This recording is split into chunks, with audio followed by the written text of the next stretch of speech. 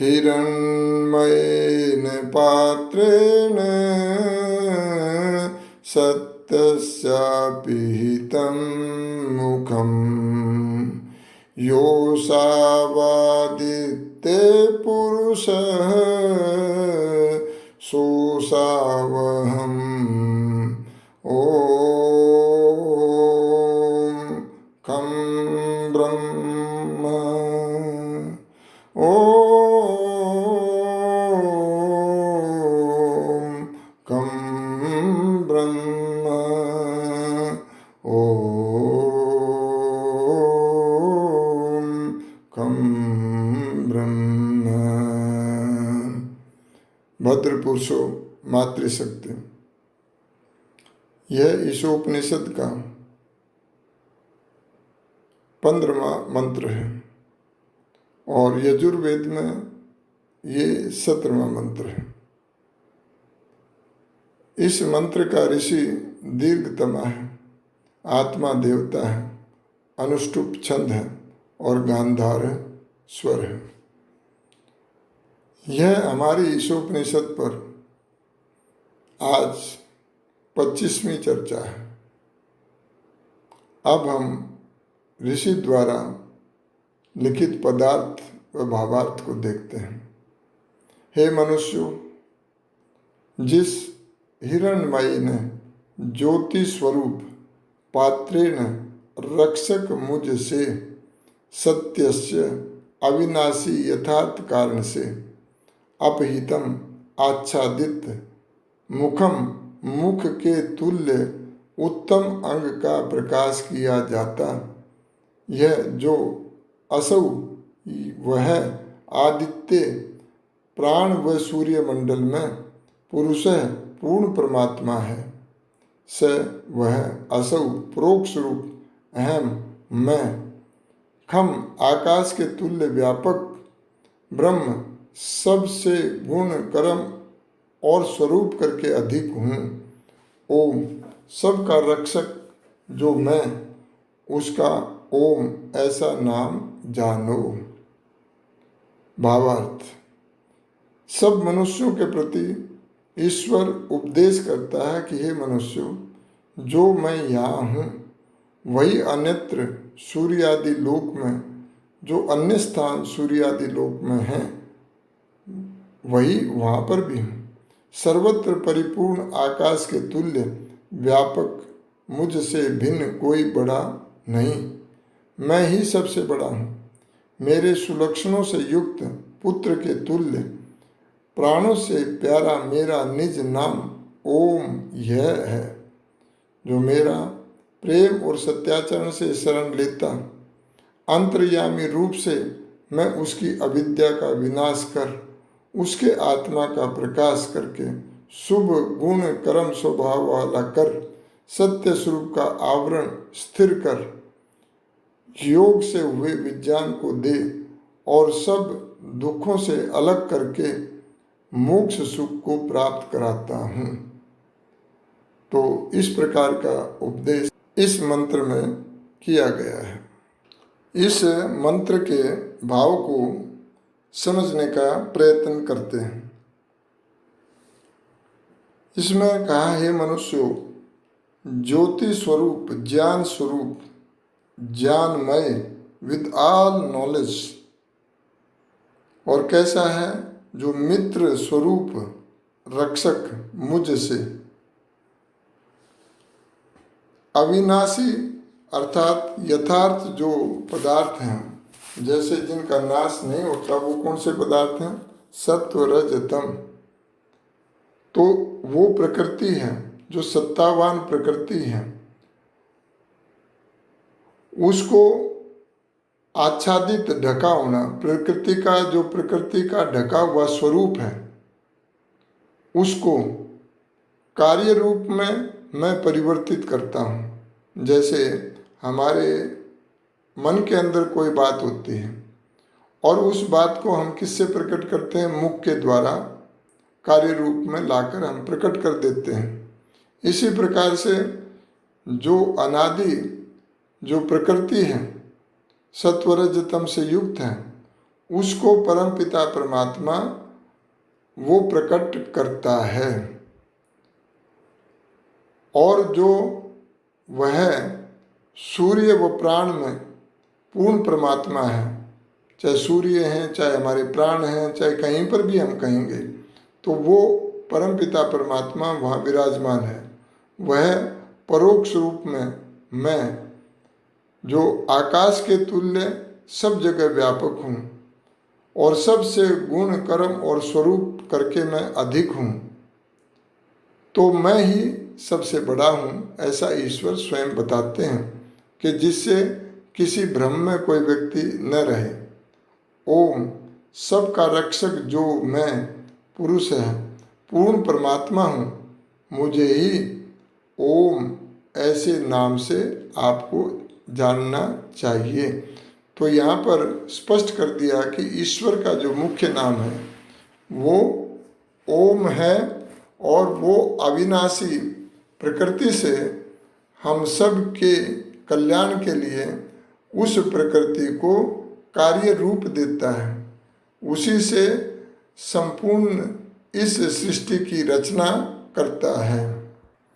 अब हम ईशोपनिषद के 16वें मंत्र को लेते हैं और यजुर्वेद के 40वें अध्याय में यह मंत्र नहीं है, इसलिए थोड़ी सी भिन्नता यहाँ यजुर्वेद के 40वें अध्याय व ईशोपनिषद में आ जाती है। और मंत्र इस प्रकार है ईशोपनिषद में, ओम पूषण्यकर्षेयं सूर्य प्राजापत्यव्यूहरश्मिन् समूह तेजो यत्ते रूपं कल्याणतमं तत्तत्ते पश्यामि योऽसावसौ पुरुषः सोऽहमस्मि। पदार्थ, हे पूषण उन्नति करने वाले, एक रसे सब ऋषियों में ऋषि अर्थात संपूर्ण वेद जानने वाले, यम न्याय करने वाले, सूर्य अंतर्यामीन प्रकाश करने वाले, प्राजापत्य प्रजा की रक्षा करने वाले, रश्मिन ताप दुख प्रद किरणों को व्यूह दूर कर, तेज और सुखप्रद तेज को समूह प्राप्त करा, यत जो ते आपका कल्याणतमम अत्यंत मंगलमय रूपम रूप है, तत् आपके उस रूप को पश्यामी देखता हूँ।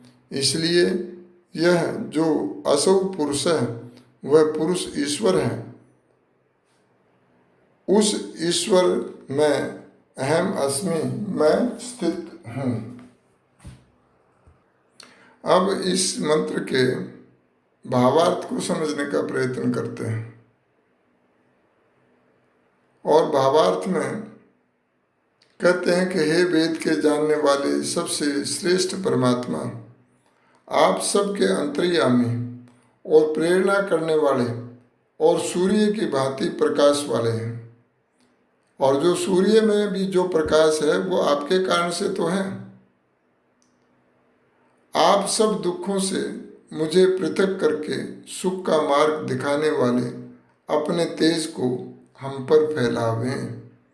और जो आपका सबसे अधिक कल्याण करने वाला स्वरूप है, जिससे प्राणियों को ऐसा आनंद मिलता है कि उससे बढ़कर या उस जैसा आनंद कहीं प्राप्त नहीं होता, हम समाधि द्वारा उस आनंददायक स्वरूप को देख सकें। ऐसी विद्या का दान हमें दीजिए, जिससे हमें यह निश्चय हो जाए कि हम पुरुष अर्थात विकारों से रहित हैं और इन शारीरिक विकारों के साथ हमारा किसी प्रकार का कोई भी संबंध नहीं है। इस मंत्र में जीवात्मा को आनंद से युक्त बना देने की याचना की गई है और वे साधन भी जिनसे जीव सच्चिदानंद बन सकता है बताए गए हैं। इसका ये अर्थ नहीं है कि ईश्वर के जीव जो है वो ईश्वर बन जाता है, लेकिन ईश्वर के आनंद को जब प्राप्त कर रहा होता है तो ईश्वर में स्थित होकर के उसके उस आनंद को प्राप्त करना ही उसका सच्चिदानंद स्वरूप बनता है। तो ईश्वर के उन गुणों को जो वो साधन है वो यहाँ पर बताए हैं। पोषण, मनुष्य को सब प्रकार का पोषक होना चाहिए। उसका हृदय बहुत सॉफ्ट, प्रेममय बनना चाहिए। किसी को भी वो दुखी ना करे और ना किसी का दुख देख सके। एक ऋषि उसे उपासक श्रेणी में अपने गुण कर्म की दृष्टि से अद्वितीय होने का यत्न करना चाहिए। और ईश्वर का अगला गुण है यम, अर्थात वो न्याय पथ पर ईश्वर स्वयं चलता है, तो साधक को भी अन्याय और अत्याचार का विचार उसके हृदय में कभी न आए। अब सूर्य, उसे अपने अंतःकरण को अज्ञान के अंधकार से दूर करना चाहिए और अपने जो गुफा है, जो हृदय रूपी गुफा है, उसको स्वच्छ रखना, सत्य के प्रकाश से उसको प्रकाशित करना चाहिए। और फिर कहा प्रजापति, जिस प्रकार प्रजापति अर्थात राजा अपनी प्रजा की रक्षा करता है, उसी प्रकार का रक्षक बनने का उसे प्रयत्न और पुरुषार्थ करना चाहिए, जिस भी स्थिति में हो, चाहे वो परिवार में है, चाहे किसी समाज में है या संस्था में है, तो वहाँ पर पूरा पूरा उसका अधिकार क्षेत्र जो है उसमें पूरा न्याय करे।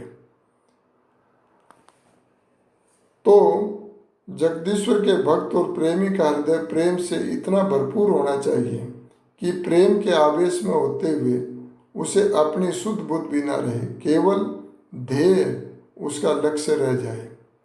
भक्ति और प्रेम की इस उच्चतम अवस्था में वह अपने प्रेम पात्र प्रभु का दर्शन कर सकता है।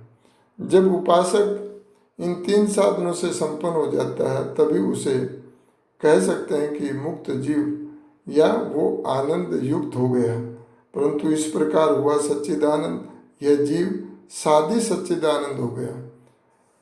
वो आदि सच्चिदानंद नहीं हुआ, साधी सच्चिदानंद हुआ। असली सच्चिदानंद तो अनादि सच्चिदानंद ईश्वर ही है। मंत्र में यही शिक्षा दी गई है। मनुष्य के कर्तव्य विधान और चुनौती देने के बाद उपनिषद ने एक बार फिर उसे याद दिलाया कि उसका अंतिम उद्देश्य क्या है और क्या होना चाहिए, जिससे उसके कर्तव्य का रुख दूसरी ओर न फिर सके। तो उसके लिए फिर अगला मंत्र वहाँ पर उपनिषदकार देते हैं और जो यजुर्वेद में भी वो मंत्र उपस्थित है। इन शब्दों के साथ में आपने मेरी वाणी को ध्यान से सुना और आप सबको सादर से प्रेम नमस्ते। और कल फिर हम उस मंत्र को लेंगे जो यहाँ ईशोपनिषद में 17वां मंत्र है और यजुर्वेद में ये 15वां मंत्र है। तो उसको लेकर के उस पर हम चर्चा करेंगे।